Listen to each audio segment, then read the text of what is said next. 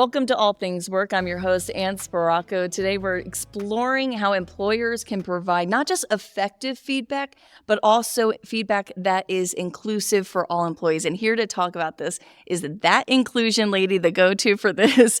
It is Ama Agyapong, CEO of Inclusion Enterprises. Welcome, Ama. Hi, thank you so much for having me. Well, tell us a little bit about Inclusion Enterprises. You launched it this year. You're really excited to take your HR experience and really bring it into this realm.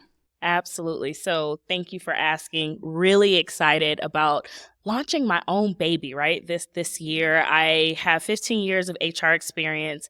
I worked as a consultant for other consulting firms, and then I just felt led to kind of launch my own, really honing in on my unique ability, which is training and coaching, and really giving that inclusive lens. So it's been going well. Look, I'm sitting here with you today. So, I know. So we are winning. I love it. But yeah, it's been a great year.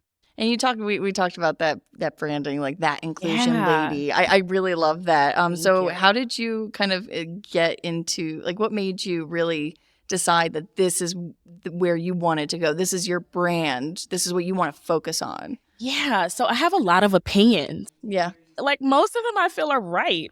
So it was my way of just communicating. And so when I talked about my unique ability in training and coaching, like that, Inclusion Enterprises is training and development, right? And I want to teach leaders how to manage the dynamics of difference. But I felt like I could be authentically myself through social media. And that's how that inclusion lady came up. I told you earlier, like I have an MBA that focuses in global management. So I've been doing this work with like cross-cultural communications, cultural competence. Like I've been doing this work for over a decade. But that inclusion lady allows me to be a little bit spicy in what I say and how I say it, and really allow people to reflect on who they are, because I say inclusion starts with I. So I must be inclusive and understand what's going on with me and my biases and all of those things before I can be inclusive to someone else. So that's what that inclusion lady is all about. I love how you said, like, bringing some spice to it, because it's what captures attention. It's what makes people kind of think of it in like a new way, like an exciting way. Not saying like, oh, okay, we're bringing in inclusion. Yeah, no. This is step 1, 2, and 3. You're saying, no, this can be exciting because it's an opportunity, and let's spice it up. Employee feedback, it's more complex than simply, hey, you're doing a good job. And it's like, okay, it's feedback both from the employer and from the employee. And there's a lot that goes into it, like you said, there's cultural differences on the global aspect or, throughout the nation. And, race, gender, a lot of it comes into this is beauty of diversity, but also challenges here. So can you talk about some of that, how that comes into play with just general feedback? Yeah. So I think it's easier to talk about global communications and cultural differences because it's a starking difference sometimes. What becomes harder is when we talk about the cultural differences and nuances with Americans here. And so what I've noticed just with general feedback, it's one of the quickest ways to build trust. But before you start giving feedback, positive or negative, it's important to build a relationship with that person so they know what your intentions are. They understand that you mean well, and they understand that, okay, I know this person thinks I'm amazing or that I typically do an amazing job. This is just what's getting in the way. And so I think feedback done terribly, because if you ask any leader if they've ever had training on coaching specifically on how to give culturally competent feedback, most people say no. And we have leaders, especially once you get into the executive realm, that haven't really had to learn about other people's cultures, Right. other ethnicities, and cultural nuances that come with just regular conversations and exposure. And so this is my stake in the ground of saying this is how I build inclusion, by focusing on feedback first, building relationships, and building that trust ultimately. The other piece is once you start to get to know someone past what's on a resume, like when I'm coaching leaders, I'm like, all right, what are some good questions that you ask your folks in one-on-ones? Or what are you doing to get to know your team? Asking things like, tell me something about yourself that I can't see on a resume. Now you understand, what are people like outside of this place? What's their intrinsic motivation? What drives them? Where do they see their careers going? Why do they even want their career to get there? Right? Like, all of that allows you to understand what's their driving motivation. And that's going to help you also understand how they like to receive feedback. So some people just want you to get straight to the point. That's me. I don't need the sandwich method. I hate it. I just want to burn it up and keep it moving. Like, tell me what it is and something actionable I can walk away with so I can fix it. I like that. Yeah. Right? But everyone's not that way. Right. And so how are we fine-tuning our message to be effective? And the way you do that is by building relationships with people. Right. Yeah. And I guess, like, in your opinion, because we like opinions here, right? Yeah. Right. Love it. I got a lot of opinions. What are some of the easy fails that you see people do or employers do when it comes to providing that feedback, like the simple things that they may not realize is that big of a deal, but it's actually just kind of crippling that relationship? Okay, so I'm about to go there, if that's okay. Okay. I see some of the largest disparities in feedback when it comes from white leaders to people of color, specifically women of color, get even more specific, Black and Latino women. And when I talk to leaders, and I'm like, so what happened there, right? The biggest fail I see is them not actually communicating what they see or what they feel. And so they walk on eggshells, trying to say the right thing, but not saying what's necessary to be effective or to drive change. And it's really based out of fear. They don't want to say the wrong thing. They don't want to be seen as racist. They don't want to, all of these fears, but it's so focused on I and not what do I need to say to help them. So that's the biggest fail I see. And that makes a lot of sense. I mean, I think the walking on eggshells way to say it, because not only are they just, afraid to offend someone, because they're like, oh God, I don't want to be that person, but they're like, I also don't want to get sent to HR. Right. Nobody really wants to get sent to HR for that.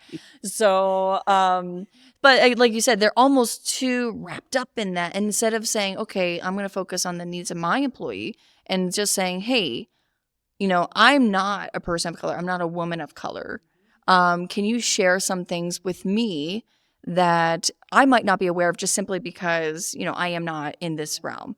So, is that something like you would love to see more of? That is so good, because sometimes people are afraid. And now I'm saying people, I'm just going to say leaders, are afraid to even acknowledge that level of difference. So they don't want to acknowledge the person with the disability, the Black person, the Hispanic person, for their identity, because oftentimes leaders feel like, oh, I'm pointing this out. Oh my goodness, I don't want to be seen as discriminatory.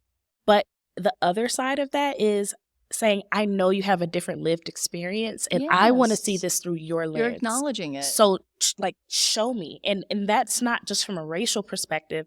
That can be from any marginalized identity, generational, gender expression. It could be age, right? Like, tell me how you're experiencing this through your lens and share that with me, because that shows a level of humility that you as the leader don't know everything. Right. And this can also help uncover maybe some obstacles or barriers that you were unaware of. So I'm so happy you said that. Exactly. And I think just coming from a journalism background, I'm used to asking questions.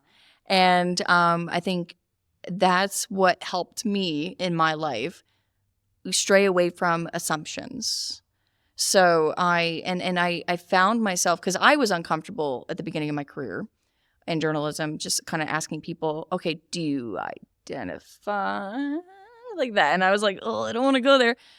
But I got out of my own discomfort, because the more aware I was, the better my follow-up questions were. Because I said, okay, so now that I know from your perspective, this is how you see it, does that impact A, B, and C? And they go, oh my gosh, I'm so glad you asked. Or some people were not crazy about my questions, and I would respect it and kind of back off a little bit. But you never know until you actually ask and you're open to that. So like you said, being open, I love that.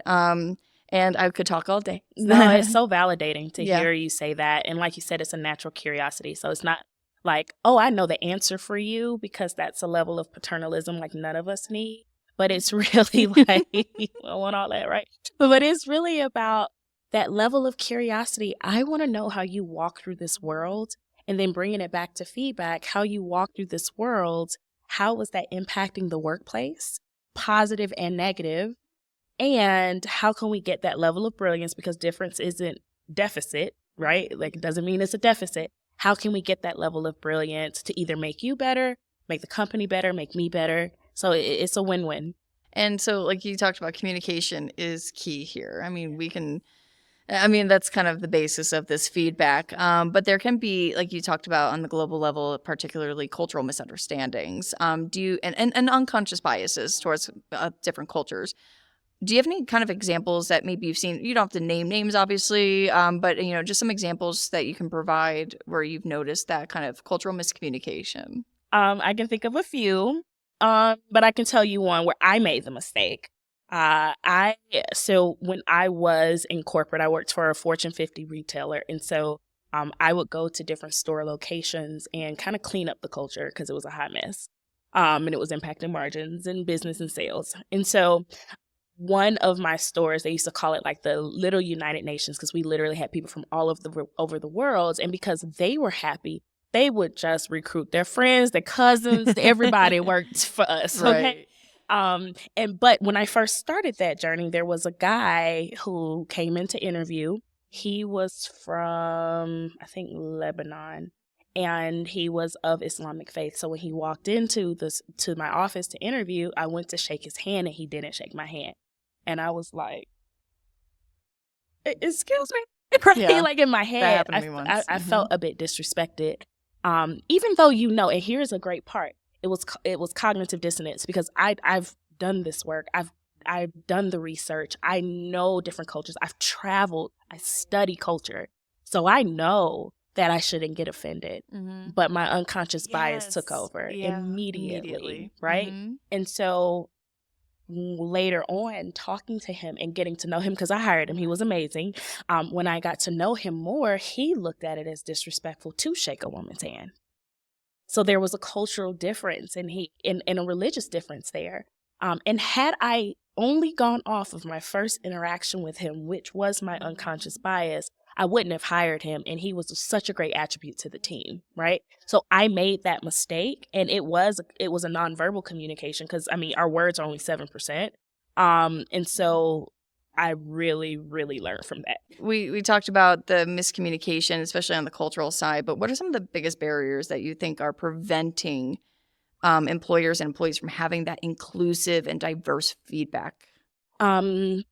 It's a good question. So it's kind of like, it's broad, I know. Yeah. So I will narrow it down to one: skill set, because giving feedback is a skill set.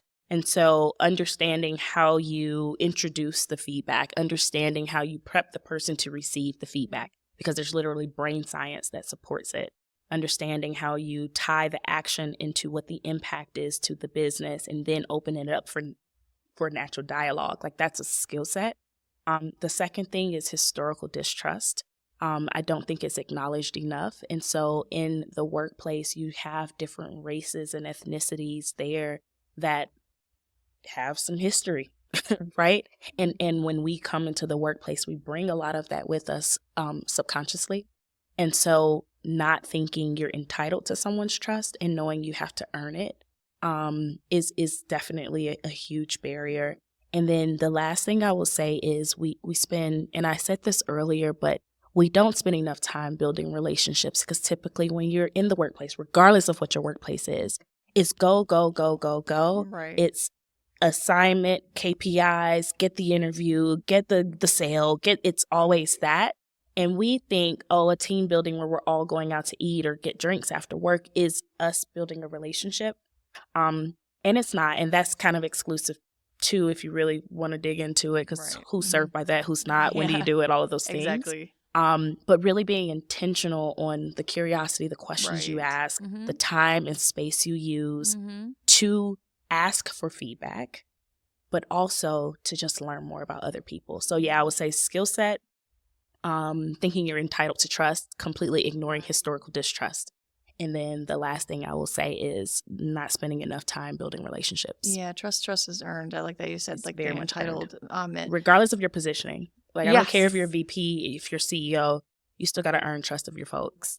Yeah. And I know this is like something that some managers do, some managers don't, because they think feedback is one way. But is it often you hear that employers actually ask employees for the feedback, not just in the annual review or like the quarterly review? I'm talking about you're sitting in office and your boss provides feedback on a project, then they can say, hey, did I guide you well enough on this? Did you feel Yes. supported?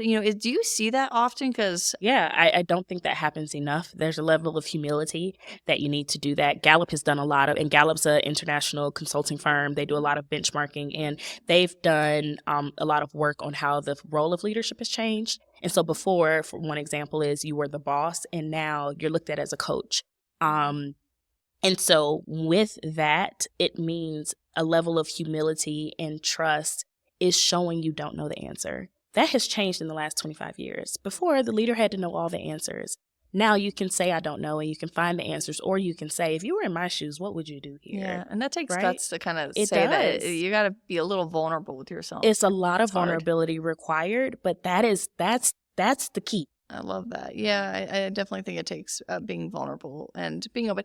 And at SHRM, like what we say is, if you don't know the answer, you can be honest and say, I don't know the answer, but I will work to figure that out. Whether it's in a meeting or feedback with your employees.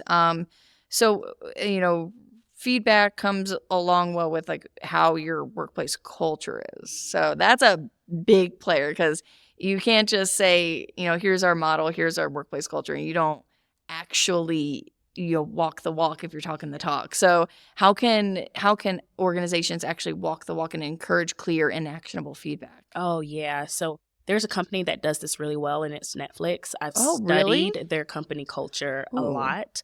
And they have a culture of radical feedback and courageous conversations.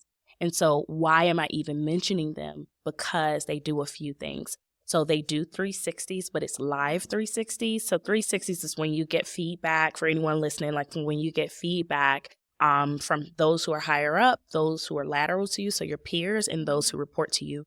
And then they talk about the results over like luncheon. And so it's not secretive or anything. They're like, let's get it out. Let's have an action item. Another thing that I love that I also incorporate with companies that I work with is, how are you farming for dissent? And that's what Netflix calls it. And that is, how are you getting feedback from other people before you make a decision? And so, for example, Netflix, you will not get fired for the most part if you make a decision and it doesn't work. So if it fails, not the biggest deal. What did you learn from it? Right? As long as you have farmed for dissent. But if you are making decisions in a vacuum and you are not collaborating with other people and asking for feedback, you will get chopped easily. Oh, wow. Like they're That's interesting, ruthless about that. actually. Yes. And so I think when you have a culture of constantly asking for the feedback, not just from surveys or evaluations, because by then it's too late, but when you have feedback as an agenda topic, when you have brainstorming as a part of your decision making, and not groupthink of, oh, I think this is going to work. Everybody in agreement? Like, of course they're going to be in agreement with you. You need to figure out what can work with this and what are the obstacles? What can't work? How can this fail? So now you're getting both brains to really operate in this space. That is how you start to receive the feedback that you need, and it can be baked into the culture. But it starts not only from the interview process, it starts from the onboarding, it starts in meetings, it starts from executives top down, bottom up. It's many ways that you can integrate that into the company culture. That is one of the most unique, approaches I think I've heard with the Netflix example. So I love that you brought that up, because it doesn't seem very common, does it? That you see that? No, they're also a company that believes in, so Reed Hastings wrote a book called No Rules Rules, and Netflix is a company with very little policies. And their main thing is, if we hire top talent, we empower them and give them autonomy, then if they try to break the rules, that just lets us know they're not the right fit for this company. And so they give feedback on the spot, on demand. You can get in trouble for not giving feedback. They want you to kind of like, yeah, absolutely. They want you to, rip something apart so it can be the very best. Think about how many people that they service. We talked about some like ways that employers and employees can, better communicate. Are there any types of programs, you've seen that have been actually executed pretty well to create that more inclusive conversation? One thing I think are great are some certain assessments. So you have assessments like the DISC, and the DISC tells you what your work style is and the type of feedback and how you like to receive feedback and how you like to receive communication based on that. And so that has been very helpful to company cultures and very, very valuable.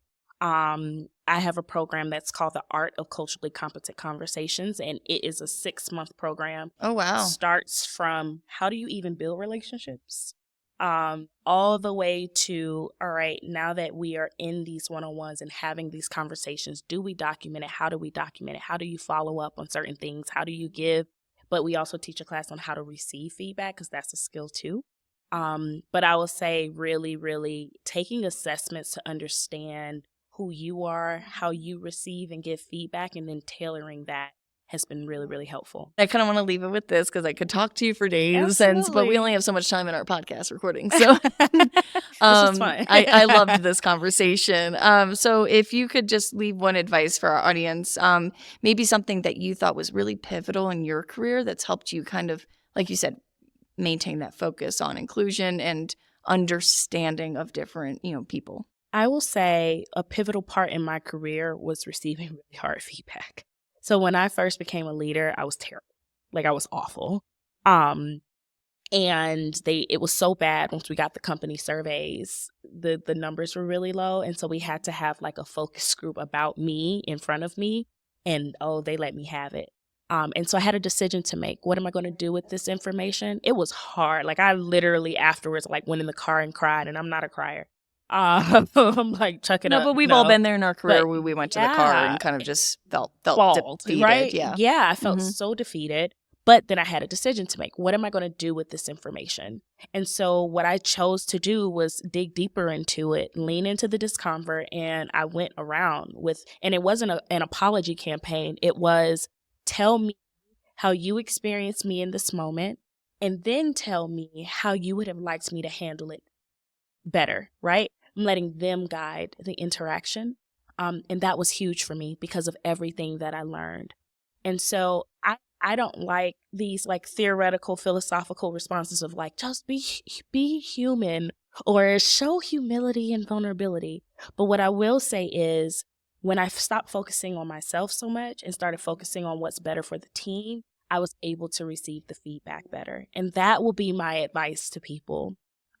We can get so caught up in ourselves. Oh, I don't want to fail. I'm looking this way. I'm doing this, versus how are they experiencing me in this moment? And the last thing I'll say is have an accountability partner. Yes. So you need to have someone you can role play with, someone who can tell you what's coming up for you. Like, I learned that I roll my eyes when I hear things I don't want to hear. I was like, really?